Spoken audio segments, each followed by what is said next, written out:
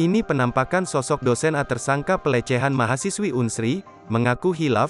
Dosen Universitas Sriwijaya berinisial A resmi ditetapkan tersangka atas tindakan pelecehan seksual terhadap mahasiswinya, Senin, tanggal 6 Desember tahun 2021.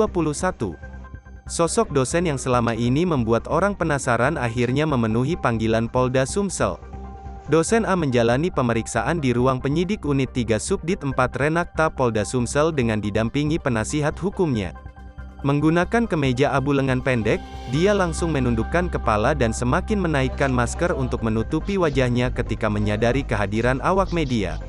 Dengan tubuh tingginya, dosen berusia 36 tahun ini nampak duduk membelakangi awak media.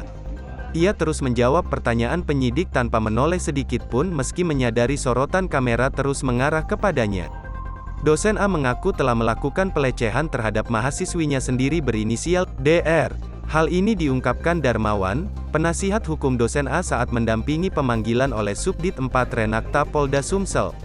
A mengakui semua perbuatan itu setelah diminta kuasa hukum untuk memberikan kejujuran dalam pengusutan kasus ini.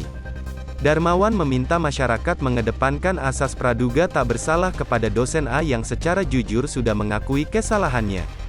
Dosen A dikatakan Darmawan, melakukan perbuatan itu karena hilaf. Mahasiswi berinisial DR, sampai menangis saat melakukan olah tempat kejadian perkara di kampus Unsri Indralaya, Ogan Ilir, beberapa hari lalu. Pelecehan itu dilakukan di ruang laboratorium pendidikan sejarah di area gedung Fakultas Keguruan dan Ilmu Pendidikan. Saat itu, DR sedang menghadap dosen A untuk meminta tanda tangan skripsi. Saat memeragakan salah satu adegan, DR menangis hingga terdengar dari luar ruangan.